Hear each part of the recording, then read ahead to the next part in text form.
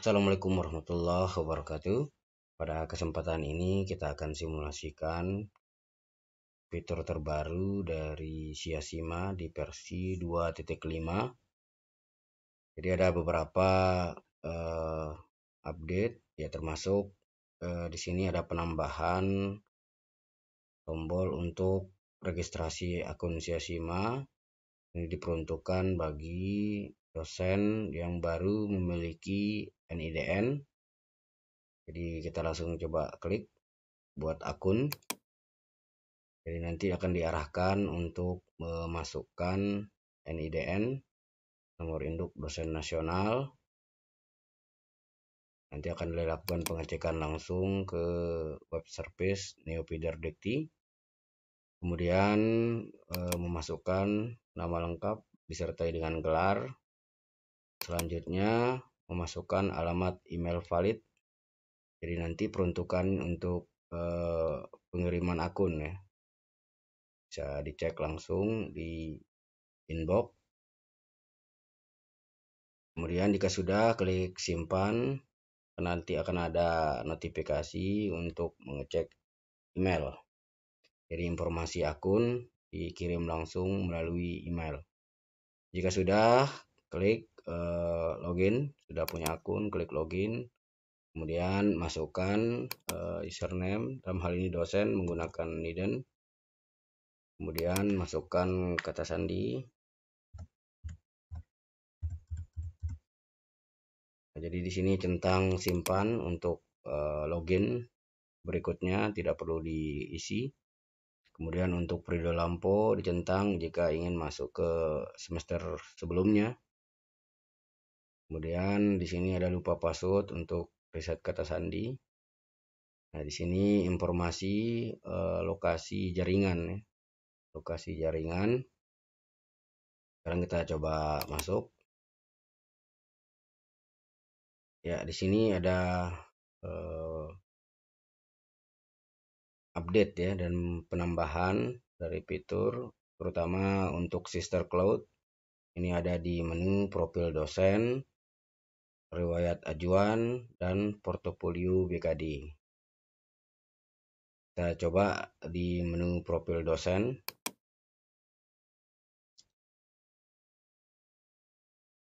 Ya, di sini di menu profil dosen ada data pribadi, di mana data pribadi ini ada profil, ada kepegawaian, kependudukan, data keluarga, alamat dan kontak, dan data lainnya. Nah, jadi di sini untuk profil data pribadi sudah terhubung langsung dengan Sister Cloud. Kemudian untuk ajuan perubahan data yang bisa dilakukan lewat Siasima yaitu di data keluarga, alamat dan kontak, dan data lainnya. Karena ini terhubung dengan web service Sister Cloud. Jadi jika perubahan dilakukan melalui Siasima, maka secara otomatis tervalidasi oleh admin PT. Jika diajukan melalui Sister Cloud ya di web, maka admin PT wajib untuk melakukan validasi. Jadi untuk saat ini kita nonaktifkan sampai web service dari Predikti normal, terutama di bagian dokumen. Jadi hanya menerima tautan, sedangkan dokumen tidak terbaca. Contoh, di sini masih proses perbaikan. Jadi nanti akan diaktifkan otomatis jika sudah berfungsi dengan baik untuk dokumen. Jadi ini data pribadi. Kemudian ada in-passing. Nah, di data in-passing ini dosen bisa langsung menambahkan data in-passing. Jadi sini tanpa pengajuan bisa langsung disimpan di sisternya. Kita bisa klik detail. Jadi di sini ditampilkan detail dari in-passing. Kemudian ada jabatan fungsional di sini juga. Jabatan fungsional jika ingin melakukan penambahan ini dengan proses ajuan, begitupun dengan perubahan. Pangkatan juga di sini juga ditampilkan informasi usulan terakhir ya. Jadi ketika lebih dari 2 tahun maka akan ada peringatan merah untuk segera melakukan proses pengajuan. Kemudian di data pendidikan ini sertifikasi juga jika masih kosong agar diajukan. Jadi di sini yang bisa kita langsung tambahkan tanpa proses ajuan di data in-passing. Kita coba data in-passing kita tambahkan. Ya sebelumnya kita cek dulu di sini. Data in-passing ada 1 sesuai dengan data di Siasima. Kita coba klik pengajuan data in-passing. Pangkat golongan misalnya kita coba masukkan 3C misalnya. Di sini 1 2 3 masa angka kredit ya taruhlah 300, 5 tahun 11 bulan. Nah, sekarang untuk link Google Drive kita coba masukkan.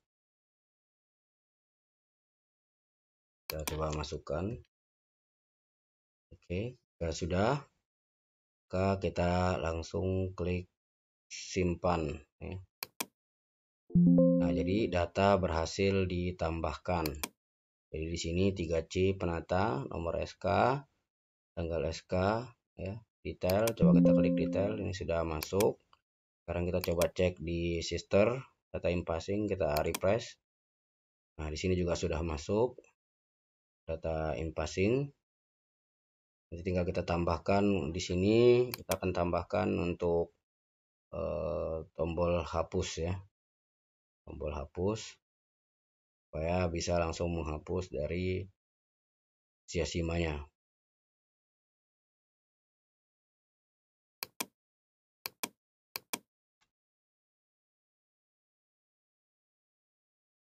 Ya, selanjutnya kita coba cek untuk hapus data in-passing. Ini barusan kita masukkan. Tinggal diklik hapus. Ini tadi yang baru kita masukkan. Klik tombol hapus. Nah, di sini ada konfirmasi hapus in-passing. Jadi tekan yes untuk melanjutkan penghapusan, no untuk batal. Jadi sekarang kita coba hapus in-passing, klik yes. Tapi sebelumnya kita coba cek di sini ada datanya in-passing. Ya, kita tekan yes. Data in-passing berhasil dihapus. Oke, jadi sini bisa 1.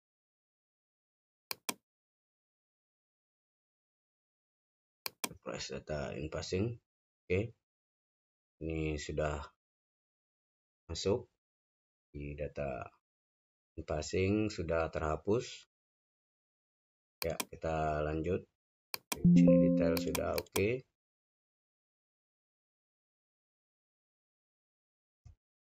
Ya, selanjutnya kita akan masuk ke fitur selanjutnya yaitu menu riwayat ajuan. Riwayat ajuan ini juga terhubung dengan Sister Cloud. Nah, jadi di sini di data pokok akan ditampilkan informasi berkaitan dengan perubahan data atau ajuan data. Jadi di sini data perubahan dengan status ubah. Jadi apa saja yang dilakukan perubahan, status disetujui, tenaga LL Dikti, keterangan tidak ada. Di sini kita bisa cek detail apa saja yang dilakukan perubahan. Ini sudah disetujui. Kemudian di jabatan fungsional jika ada perubahan atau ajuan baru, jadi riwayat ajuannya akan ditampilkan di sini. Apakah disetujui, ditolak, atau ditangguhkan, bisa sertifikasi dosen. Jadi di sini sekilas berkaitan dengan riwayat ajuan atau perubahan data yang terhubung langsung dengan Sister Cloud. Jadi dosen bisa mengecek langsung di sini.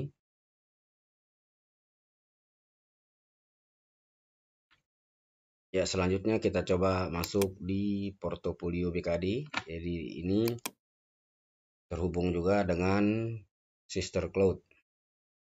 Ya, di sini ada menu tab pengajaran. Nah, tab pengajaran ini diambil langsung berdasarkan sinkronisasi di pangkalan data dikti. Nah, ini sudah masuk periode 2023 ganjil, maka tidak ditampilkan karena belum sinkron. Kemudian ada tugas tambahan. Nah, jadi tugas tambahan ini informasi berkaitan dengan pendidikan di bagian tugas tambahan. Selanjutnya penelitian pengabdian. Nah, di sini masih kosong karena tidak ditampilkan atau tidak diaktifkan karena saat ini masih proses perbaikan web service karena ada penambahan kolaborator eksternal PT. Jadi nanti ketika web service sudah normal, nanti akan diaktifkan supaya ini bisa ditampilkan.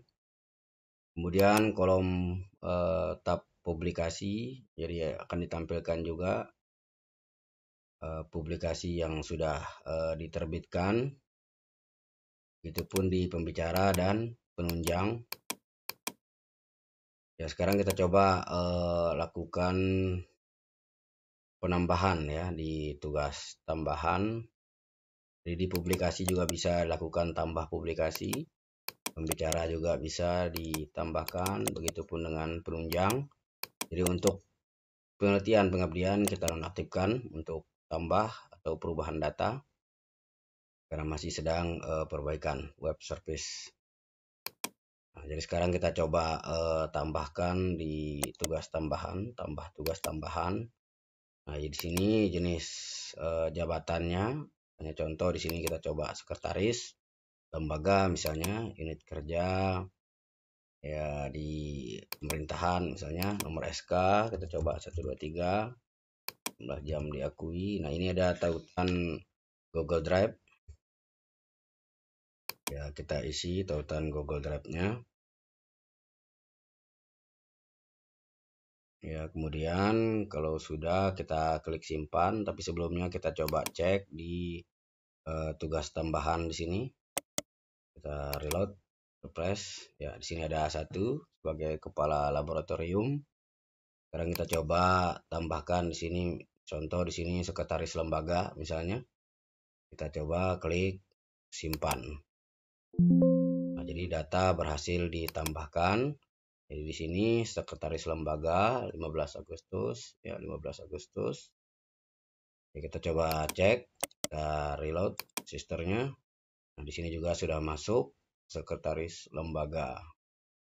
Nah, jadi karena pengisian langsung, jadi tanggal berakhir sudah langsung terisi ya. Itu pun dengan detail dokumen ya bisa dicek. Ini tugas tambahan dalam bentuk tautan yang tadi kita masukkan. Sini buka tautan, ini akan langsung diarahkan ya SKDT-nya. Jadi sudah berfungsi. Ini sekretaris lembaga. Nah, sekarang misalnya terhitung mulainya kita mau rubah misalnya, tinggal klik ubah data. Sekretaris lembaga, kerja, yang pemerintahan ya. Nomor SK 23. Nah, ini misalnya kita rubah TMT-nya tanggal 13 misalnya, berakhir tanggal 19, jumlah diakui 3, maka kita klik simpan 11 sampai 19. Nah, jadi di sini sekretaris lembaga terhitung mulai 13 sampai 19 Agustus. Sekarang kita coba cek di sini. Sini masih 15. Kita reload. Nah, di sini juga sudah berubah 13 sampai dengan 19 Agustus. Nah, sekarang kita akan coba hapus sekretaris lembaganya, kita coba hapus, klik hapus.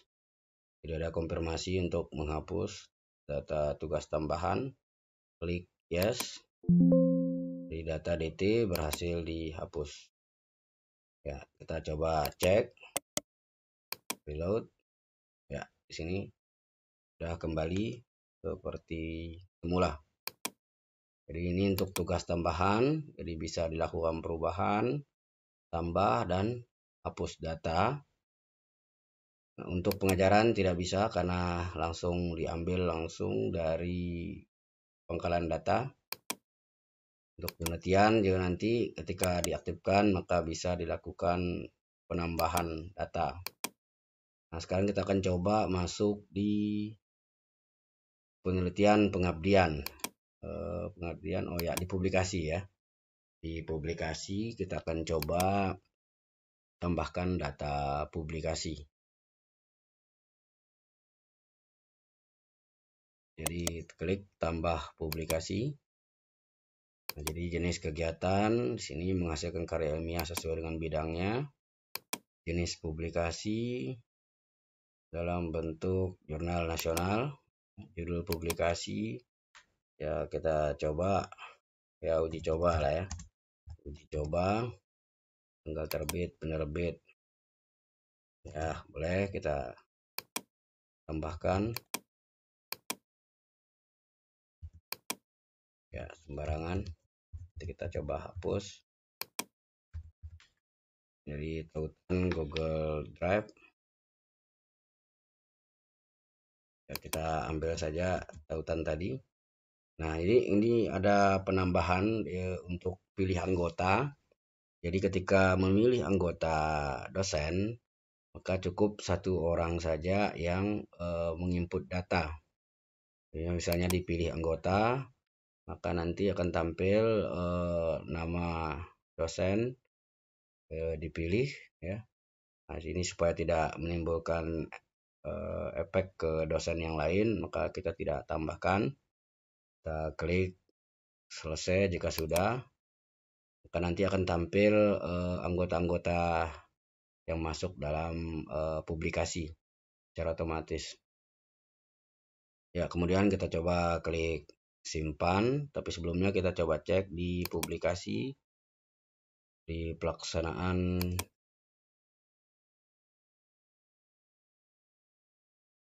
penelitian, di publikasi karya. Nah, di sini ada satu di publikasi karya. Ini tambah publikasi, kita coba klik simpan. Oke, data berhasil ditambahkan. Jadi di sini uji coba. Ya, dicoba detail. Seperti hasil penelitian pemikiran yang dipublikasikan dalam bentuk jurnal nasional. Jadi sudah masuk. Coba kita refresh, reload. Ya, ini sudah masuk. Jadi judulnya uji coba, ya, jurnal nasional, asal data, sister. Ya, jadi kita akan coba hapus untuk publikasinya. Klik tombol hapus, konfirmasi, tekan yes. Oke, data publikasi berhasil dihapus. Nah, jadi di sini sudah hilang. Sekarang kita coba cek di publikasi karya, kita refresh, reload. Nah, jadi sudah hilang. Sudah berhasil menghapus data publikasi. Ya, sudah berhasil. Begitupun dengan pembicara. Jadi kita coba tambah pembicara di tingkat lokal atau insidensial ya, tingkat lokal. Jadi peran pembicara atau narasumber misalnya untuk penyuluhan. Ya, dicoba. Oke, nama pertemuan sosialisasi misalnya gitu ya, sosialisasi ya, di ya sister cloud misalnya. Oke, penyelenggara tingkat pertemuan lokal nomor SK 123 kita tanggal SK. Nah, ini untuk tautan Google Drive, kita coba yang tadi.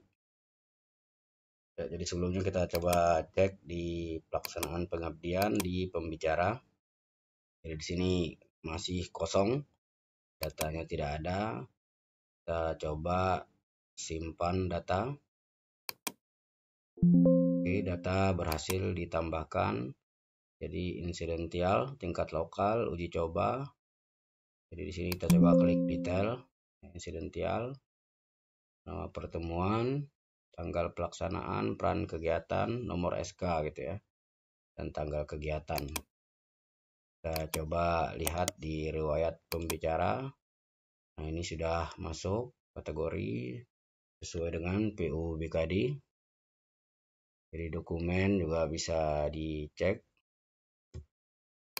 Nah, sekarang kita coba hapus. Klik hapus pembicara, yakin. Hapus pembicara, klik yes. Data pembicara berhasil dihapus, jadi sudah hilang. Sekarang kita coba cek di sini.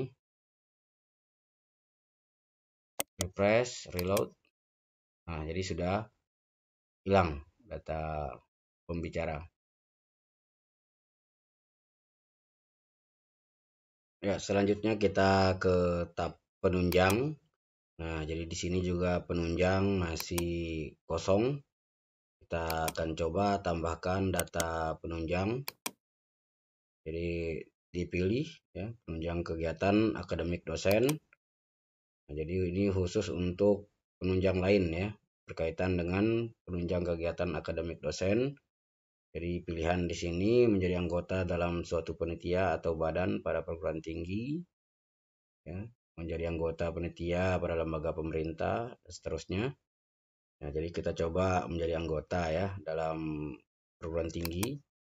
Untuk kategori sebagai anggota, nah ini sini otomatis terisi. Panitia badan perguruan tinggi instansi terisi otomatis. Nah, nama kegiatan misalnya panitia wisuda misalnya. Nah, jadi tingkat kegiatan lokal, tanggal pelaksanaan, oke. 23 total Google Drive. Jadi ini bukti SK ya, SK kepanitiaan. Jika sudah, jangan lupa dipilih anggota dosen yang menjadi panitia supaya data otomatis masuk untuk dosen-dosen yang lain. Setelah itu klik simpan. Oke, data berhasil ditambahkan. Jadi panitia wisuda sudah masuk peran sebagai anggota. Jadi ini detailnya panitia wisuda. Nah, sekarang kita akan coba cek di penunjang lain. Kita reload. Nah, ini sudah masuk panitia wisuda. Nah, sekarang kita akan coba hapus datanya. Kita klik hapus. Jadi ada konfirmasi juga untuk menghapus data penunjang. Klik yes. Data penunjang berhasil dihapus. Jadi langsung hilang. Sekarang kita coba reload. Ya, data penunjang lain sudah terhapus.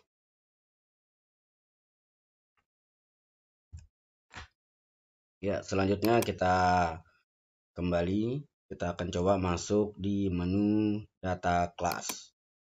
Jadi di menu data kelas ini bersumber dari data Neopider Dikti. Nah, jadi ketika data kelas tidak muncul, maka bisa klik import kelas. Jadi ini mengimport data pengajaran dari Dikti. Pastikan jika hanya data pengajaran tidak muncul. Jadi jika tidak muncul, maka klik import kelas ya. Jadi ini data kelas periode 2023 ganjil, periode aktif saat ini ya. Nah, jadi di sini ada keterangan mata kuliah yang diampu oleh Dr. Mubarok. Jadi di sini ada pertemuan ya, status apakah tim teaching ya, tim ajar atau tidak. Nah, di sini sudah membuat 8 pertemuan mata kuliah ini. Kita coba cek di rencana pertemuan. Nah, jadi karena tim teaching maka rencana pertemuan sejumlah 8 kali pertemuan. Nah, di sini kita ubah pertemuan, misalnya di sini. Jadi metode kuliah dipilih daring atau luring, bisa disesuaikan. Jadi ketika metode kuliahnya adalah daring, maka mahasiswa bisa melakukan absensi secara online di mana saja. Jika ditetapkan sebagai luring, maka mahasiswa hanya bisa melakukan absensi di kampus. Ya, jadi berbasiskan lokasi. Jadi sini kita coba untuk pertemuan ke-1, misalnya pokok materinya misalnya pendahuluan, kita klik simpan. Jadi pokok bahasanya ini pendahuluan. Nah, nanti untuk absensi pertemuan mahasiswa, karena ini dimulai 5 September, maka ketika klik absensi pertemuan, maka akan ada notifikasi bahwa absensi pertemuan belum terbuka. Jadi absensi pertemuan hanya bisa dilakukan sesuai dengan hari dan tanggal sesuai dengan rencana pertemuan. Ya, jadi di sini ada absensi pertemuan dan ubah pertemuan. Nanti kita akan coba di periode lampau, karena di sini belum bisa diakses. Sekarang kita akan coba masuk ke periode lampau. Kita coba keluar tentang periode lampau. Nah, jadi periode aktif ya, Anda login pada periode lampau ya. Jadi ada keterangan di data kelas. Ini masuk di 2022 genap. Nah, jadi di sini kita akan coba lihat ya rencana pertemuan. Nah, sekarang ini 17 April ya, yang sebelumnya kita klik absensi pertemuan, maka ada notifikasi bahwa absensi pertemuan sudah tertutup. Nah, jadi sekarang misalnya dosen mau mengubah absensi pertemuan, bisa mengajukan untuk buka absensi.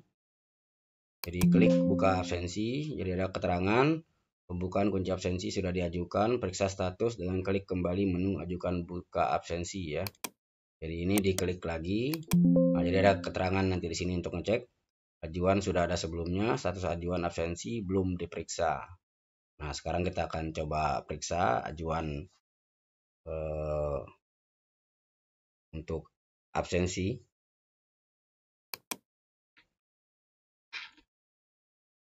Oke, jadi untuk absensi sudah kita terima ajuan buka absensi. Nah, jadi ajuan sudah ada sebelumnya, status ajuan absensi diterima. Nah, jadi kalau statusnya diterima, maka dosen bisa membuka atau melakukan absensi mahasiswa di periode yang sudah tertutup. Jadi kita akan coba absensi pertemuan. Nah, di sini ada informasi bahwa terkunci otomatis setelah form absensi ditutup. Jadi hanya bisa dibuka satu kali ya, terkunci dengan status expired setelah form absensi ditutup. Pastikan menutup setelah menyelesaikan perbaikan absensi. Nah, jadi setelah klik OK, maka akan ditampilkan absensi mahasiswa. Jadi silakan diselesaikan perbaikan absensi. Setelah ditutup, maka tidak bisa dibuka kembali. Jadi hanya satu kali. Nah, jadi bisa disesuaikan, misalnya mahasiswa ini di set sebagai izin, misalnya ya, diisi oleh dosen. Ini bisa di set sakit misalnya. Ya, jadi sudah berubah menjadi sakit. Atau yang kosong ini bisa ditandai hadir semua, khusus yang alpha, tinggal klik tanda hadir semua maka akan hadir. Statusnya langsung hadir semua, tinggal disesuaikan. Jadi di sini ada waktu absensi, bisa dilihat tanggal 15 dilakukan absensi. Jika sudah sesuai semua, tidak ada perubahan lagi, ditutup. Nah, ini kita akan coba buka lagi absensi pertemuan, maka sudah otomatis tertutup. Jadi ini untuk menu absensi pertemuan. Nah, tutup. Jadi di data kelas ini ada rencana pertemuan tadi berapa pertemuan disertai dengan absensi. Kemudian ada nilai kelas. Oke, jadi periode pengisian belum dibuka. Oke, di sini juga ada menu tugas. Jadi tinggal dosen menambahkan deskripsi tugas. Nantinya data tugas ini akan terhubung dengan Siasima mahasiswa, Siasima Android mahasiswa. Bisa ada notifikasi.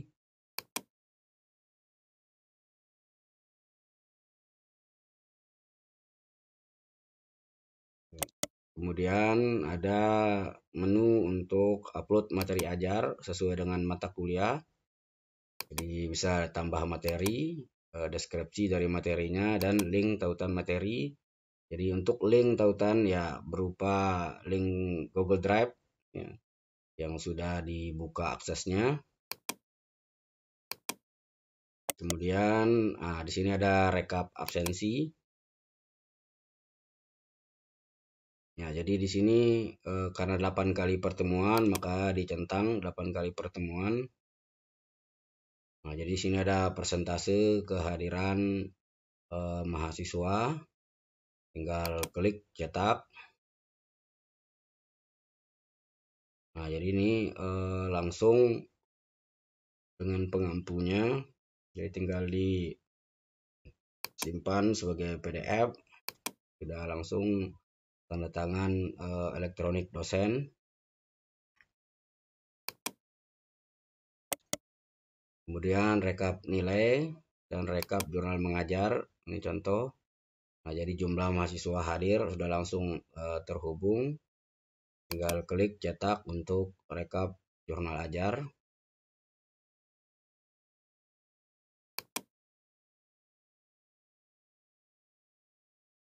Jadi ini sekilas tentang data kelas yang terhubung dengan pangkalan data dikti. Kemudian selanjutnya ada menu bimbingan skripsi. Nah, di sini data bimbingan skripsi untuk periode 2022 genap. Jadi ditampilkan status ya, bahwa yang bersangkutan di sini mahasiswa belum terlapor. Jadi dosen bisa mengecek status aktivitas bimbingan skripsi apakah sudah terlapor ke pangkalan data dikti atau belum.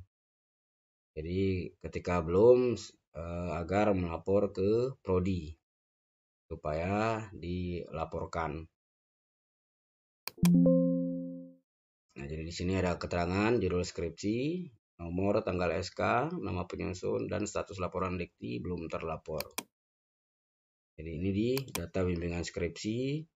Nah, selanjutnya data bimbingan PA atau KKN. Nanti akan tampil di sini.